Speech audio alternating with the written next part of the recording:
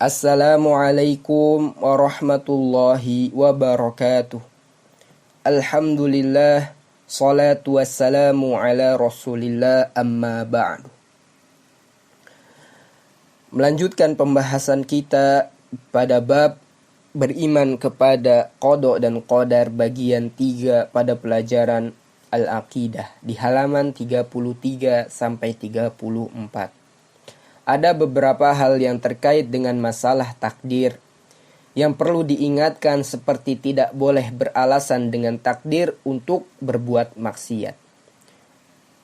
Manusia masih punya pilihan. Imam Al-Muzani rahimahullahu ta'ala berkata, la yamlikuna li anfusihim minat ta'ati naf'a wa la yajiduna ila sarfil ma'siyati anha da'fan khalaqal khalq bimasyiatihi an ghairi hajatin kanat bihi.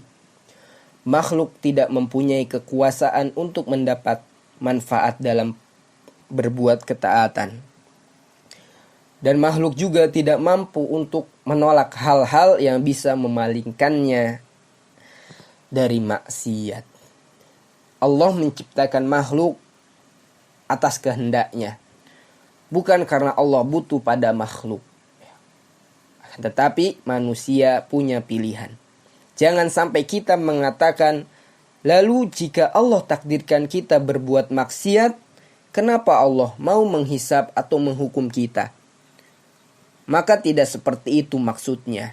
Yang dimaksud adalah Allah Maha Tahu apa yang kita pilih. Tetap kita punya ikhtiar atau kita punya pilihan untuk melakukannya atau untuk berbuat sesuatu. Kita mengambil dan kita tinggalkan. Semua itu atas dasar pilihan kita. Jadi kita dihisab itu karena pilihan kita sendiri. Seorang hamba memiliki kehendak dan juga pilihan. Sebagaimana yang telah dijelaskan di dalam firman Allah Jalla Jalaluh, liman syaa minkum ayyastaqim, yaitu bagi siapa di antara kamu yang mau menempuh jalan yang lurus. Seorang hamba memiliki kehendak dan juga pilihan. Sedangkan secara realitas, cara real, kenyataan, yaitu setiap orang mengetahui bahwa ia memiliki kehendak. Ia dapat memilih apa yang ia ingin perbuat. Dan kemampuan untuk berbuat atau meninggalkan sesuatu perbuatan, dan dapat membedakan terhadap sesuatu yang terjadi bukan karena keinginannya. Misalkan manusia ingin melakukan ketaatan. Ia bertekad ingin bangun malam. Ia sudah melakukan persiapan dengan baik, ikhtiar. Misalkan tidur di awal waktu, agar dapat bangun di tengah malam dan melakukan ketaatan kepada Allah. Namun tiba-tiba ketika ia ingin bangun, ia sakit dan tak kuat untuk bangun. Mungkin karena kecapean atau butuh istirahat. Tentu ini di luar kemampuan dirinya. Justru anak-anak sekalian, ini merupakan kehendak Allah Subhanahu wa ta'ala. Kita dapat memilih, kita dapat berbuat, akan tetapi tetap Allah Subhanahu wa ta'ala yang menentukannya. Allah Subhanahu wa ta'ala yang menghendakinya.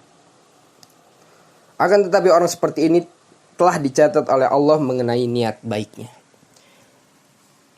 Atau sebaliknya, ada yang ingin berbuat maksiat dan sudah bertekad untuk itu, namun tiba-tiba ia tidak bisa melakukannya. Ia tetap dicatat melakukan perbuatan maksiat tersebut walaupun belum melakukannya, karena ia sudah punya niat yang kuat. Dalil yang menunjukkan manusia memiliki pilihan, mempunyai pilihan seperti di dalam ayat faman syaa'a attakhadha ila rabbih ma'aba. Maka barang siapa yang menghendaki, niscaya ia menempuh jalan kembali kepada Rabb-nya. Quran Surat An-Naba ayat 39. Kehendak dan kemampuan hamba tersebut terjadi karena kehendak dan kemampuan Allah Jalla Jalaluh. Sebagaimana firman-Nya, "Wa ma tasyauna illa ayyasha Allahu Rabbul Alamin."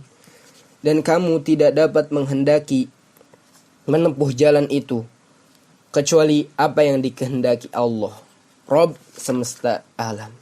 Quran Surat At-Takwir ayat 29.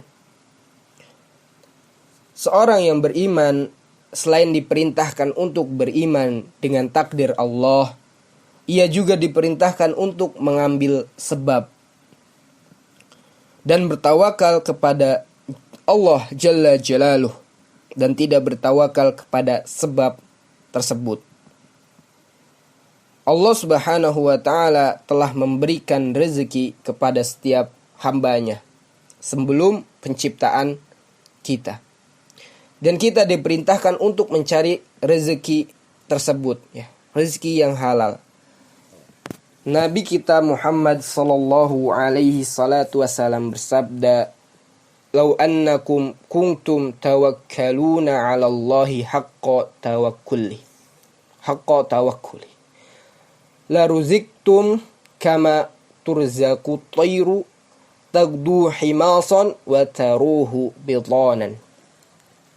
Hadis riwayat At-Tirmidzi, Ibnu Majah, disahihkan Syekh Albani rahimahullahu ta'ala. Seandainya kalian benar-benar bertawakal kepada Allah, niscaya kalian akan diberi rizki. Sebagaimana burung diberi rizki, pagi-pagi mereka pergi dalam keadaan lapar dan datang di sore hari dalam keadaan kenyang.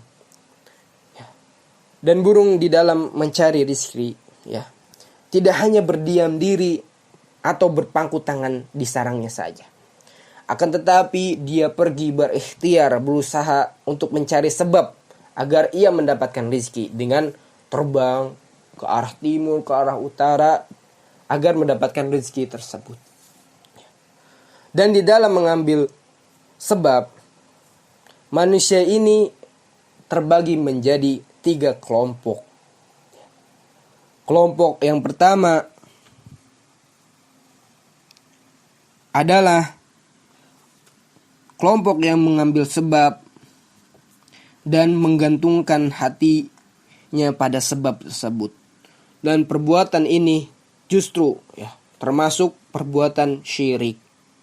Kemudian kelompok yang kedua adalah yang mengabaikan sebab dan berkeyakinan bahwa sebab itu tidak akan berpengaruh padanya.